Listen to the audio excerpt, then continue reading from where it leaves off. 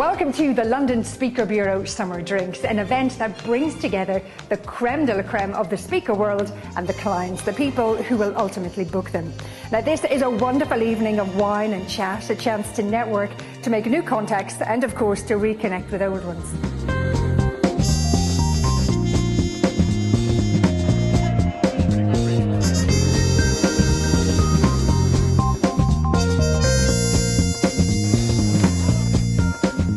Many businesses are facing tough times in the recession. The London Speaker Bureau has flourished and gone on to open several new offices around the world.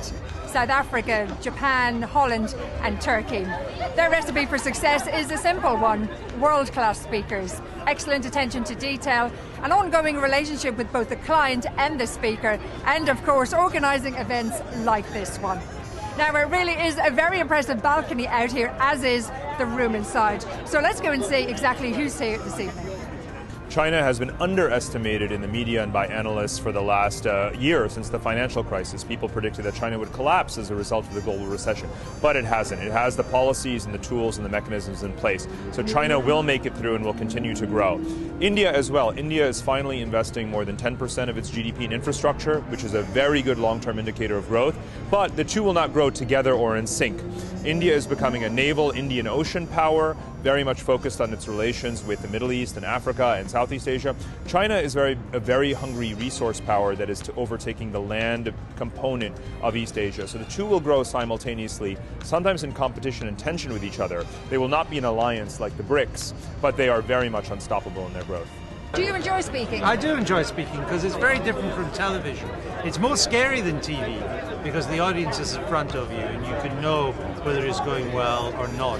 But also you can do, I love to do a Q&A at the end because you speak about what you think they want to know, but the Q&A tells what they really want to know. And I just did one today, and the questions were fantastic, and people are great at it. I sort of see myself as a man of action. You know, I like to get out there and achieve things physically, but here it's all about achieving things mentally. You've somehow got to empathise with people, and that is important. It's always been important on my expeditions. You've got to understand how people work, but this is all about the theory. You've got to create your own world on paper, and I'm finding it very, very hard, but great to do.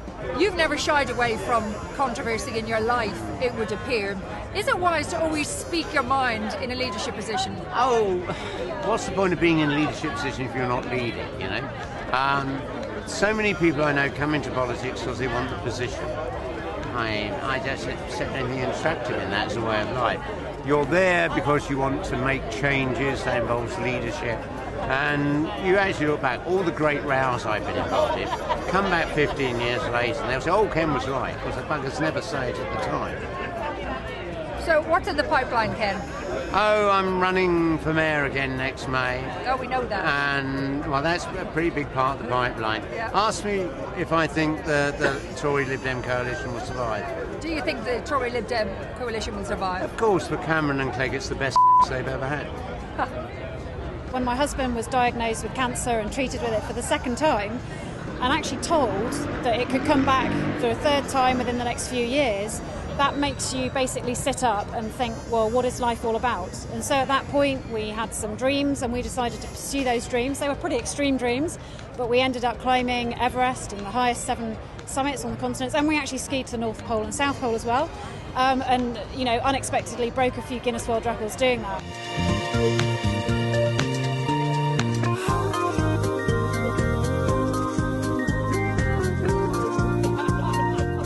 Through your mind when you're in solitary confinement? What do you think about? You see your skin go white because you've no natural light. I was in the dark most of the time. I was chained to the wall, so I had no exercise. I had no books and papers for over 3 years. I had no companionship. I had one visit to the bathroom a day. So I had to learn to hold my bladder. And I was in that situation. You begin, as you see your physical body deteriorate, you wonder if you'll deteriorate mentally and spiritually. And what you have to do is somehow take care of the inner person, if you like, to go into the depths of yourself, to hold on, to find your identity and to hold on to it, and to take it the experience, although it's a very hard experience, to take it as an experience where there is still possibility to learn something and not to be defeated by it. And you'd be surprised what you find. I was surprised what I found as I took that interior journey, having spent a lifetime taking many exterior journeys. Banks have to change how they're doing things. We have to move from a period of when you would have a bank account forever with a bank to now banks have to earn your loyalty. They have to really earn your relationship. Banks have to look at how they can help facilitate our lifestyles, no longer just supplying us with a couple of products that we take for granted, but really understand how we can use a bank to make our lives better. What we do know is that a huge number of executives fail and derail, and you see this in the newspapers, the stories of them failing and derailing. People have known on the board that something's been wrong for a long time, and therefore I think it's terribly important that people have some insight into what mental illness looks like, and when people are under far too much pressure. A lot of people, a lot of senior executives do collapse and fail and derail, and I think self-help books are very amusing, but they always give you a too optimistic answer. I think we need to have more mental health literacy and to be able to help people when they're in trouble. Chris Agabusi, we all know who you are. You're a legend, for goodness sake. Oh, thank you very much. And you've got a wicked laugh. What have you been doing? Tell us what you've been up to. Oh, well, for the last 15 years I've developed as a professional speaker. I speak about peak performance in the arena. Yeah. Stepping into the arena with passion, pride and a can-do attitude, focusing on your goals, being innovative, creative, resourceful in order to get them, asking for help because it's a strength, not a weakness, and being a phenomenal team player. And I was part of the British 4x4 team that ran the relay, and we made a very small change that made a massive difference. So look at your life, small changes, massive difference, be the best you can possibly be. Thank you very much. In a nutshell. Hey, all right. Yesterday I was in Hull launching Humber Business Week in Hull. Extraordinary.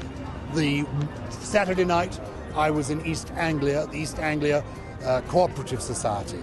I gave an award to somebody who'd been a butcher in East Anglia for 45 years. It was quite moving.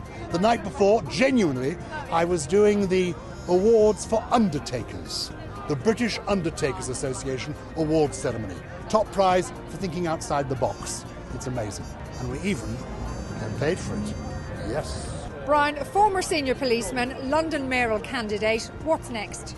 Well, I do a lot of work for the BBC, for Sky News, talking about policing issues. But actually what I'm an expert in is leadership. I did academics research into leadership, and then I put those principles into action and turned around a police area. So I do leadership, both theory and practice.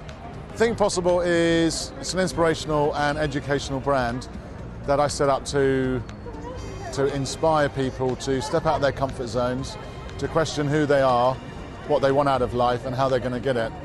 And it comes from communicating my story as an ocean rower. I've never been in a rowing boat in my life. Complete fear of being in water, and my dream was to row the Atlantic, which I did and ended up breaking the world record. Colin, what's the best advice that you could give somebody? I think the best advice I would offer are really three things. The first is to have belief and confidence in what you feel and you know in your heart, and if it's in there, believe in it. The second thing I would say is it's about energy. It's about having the devotion, the energy, the hunger to go that extra inch. The extra step is the difference between average and great. Humphrey, whatever inspired you to sail around the world with no experience? Well, I was a businessman. I sold my business and I decided I wanted to understand what leadership and teamwork was really all about in a very, very tough environment. So I did it as a business case study so that really to further my career, so that when I got back I could talk to people like you and CEOs who I meet, and I get asked to speak from a basis of experience. Because I never wanted to be fake. I wanted to be somebody who could say, well, this is what I found out, and have a dialogue with people who, in business and in education and in sport, which I'm involved in, who face tough environments all the time. What is the absolute number one killer question for a salesperson? Oh, I think for a salesperson, if you only had one question you could ever use, it's this. Yeah. What is the most important thing to you about? So if someone is selling you a car, they say, what is the most important thing to you about a car? And you say the size of the boot, and then you know to talk about that.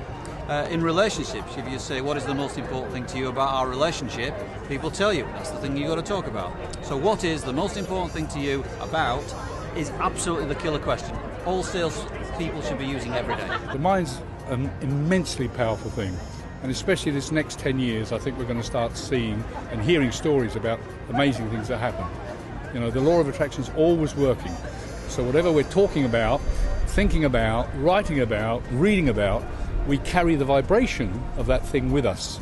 And by the law of attraction, we will start bringing it into our lives at some time. The London Speaker Bureau are proof that getting people together at an event like this really does work. The room behind me here is absolutely buzzing, and they certainly don't look like they're going to go home anytime soon. It's been an amazing success on many, many levels. Thanks for joining us, and we hope to see you here next year. Bye-bye.